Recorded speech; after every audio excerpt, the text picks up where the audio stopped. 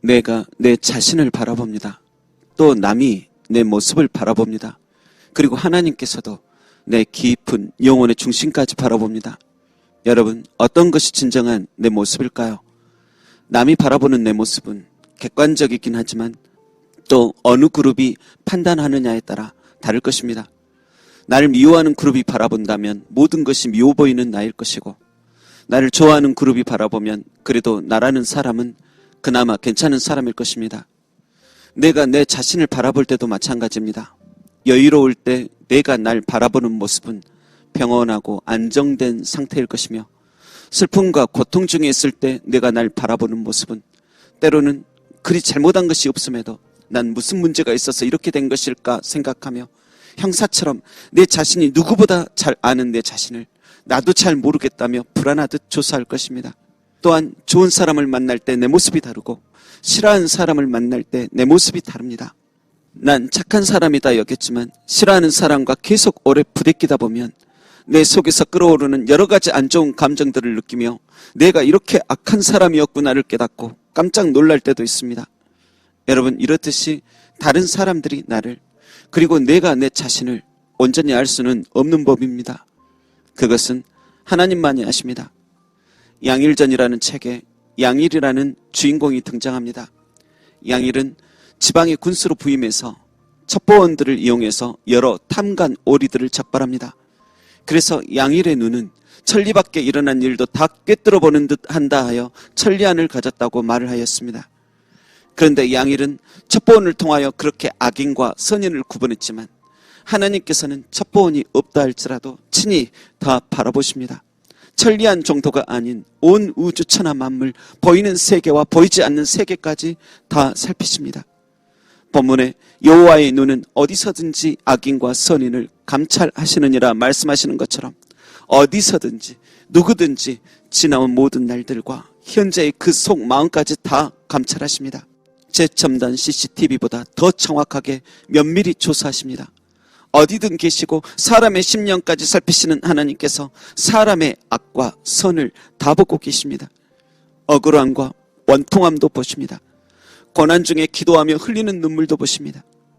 시편 94편에도 백성 중에 어리석은 자들아 너희는 생각하라. 무지한 자들아 너희가 언제나 지혜로울까. 귀를 지으신 이가 듣지 아니하시랴. 눈을 만드신 이가 보지 아니하시랴. 무백성을 징벌하시는 이 곧 지식으로 사람을 교훈하시는 이가 징벌하지 아니하시랴. 여호와께서는 사람의 생각이 허무함을 아시느니라 말씀하시는데, 성도란 다른 게 아닙니다. 그들은 귀를 지으신 이가 듣고 계시며 눈을 만드신 이가 어디서든지 분명 바라보고 계신다는 사실을 믿습니다. 내가 혼자였어도 주님은 나와 함께 하심을 알고, 내가 울 때 주님은 긍휼의 눈으로 바라보심을 알고, 내가 죄 가운데 행할 때 불꽃 같은 눈으로 바라보심을 알고, 나의 원통함 세상 사람들은 몰라도 주님은 분명 바라보셨고 반드시 억울함 갚아주신다 믿는 이들이 성도들인 것입니다.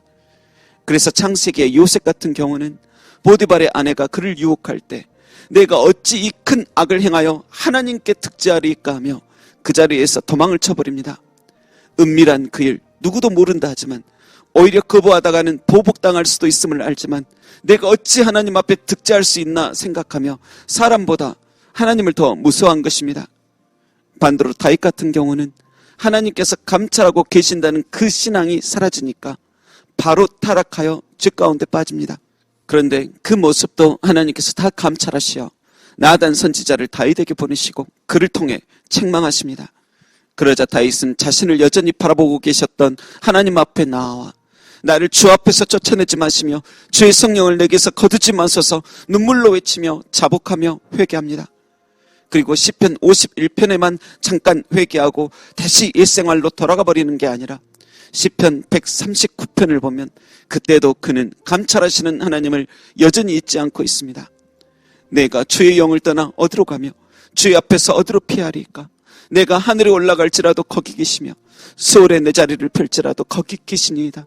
내가 새벽 날개를 치며 바다 끝에 가서 거주할지라도 거기서도 주의 손이 나를 인도하시며 주의 오른손이 나를 붙드시리이다.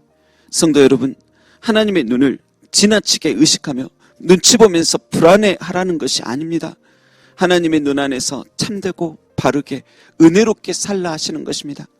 사도 바울도 데살로니가전서 2장 4절에 우리가 이와 같이 말함은 사람을 기쁘게 하려 함이 아니요 오직 우리 마음을 감찰하시는 하나님을 기쁘시게 하려 함이라 말하며, 감찰하시는 하나님을 두려워하고 눈치를 보는 것이 아니라 날 바라보시는 하나님을 기쁘시게 하고 자신도 주 안에서 기쁘고 감사한 삶을 살려고 애썼습니다. 여러분, 주의 영을 떠나 내가 어디로 가겠습니까? 말하던 다윗의 고백이, 또 우리 마음을 감찰하시는 하나님을 기쁘시게 하려 함이라 외치던 바울의 고백이 우리 모두의 고백이 되기를 주님의 이름으로 축원합니다. 기도하겠습니다. 고람되어 하나님 앞에서 살게 하옵소서. 하나님의 눈을 피해 도망갈 수 있는 것이 없음을 우리의 영혼이 확실히 알게 하옵소서. 사람에게 보이려고 종교 행해야 하는 것이 아닌 하나님의 임재를 느끼며 신앙생활 하게 하옵소서. 언제나 하나님 앞에서 살아가셨고 그 본을 보이시며 하나님과 사람들의 기쁨이 되기 위해 십자가까지 거침없이 지시던 예수님의 이름으로 기도합니다. 아멘.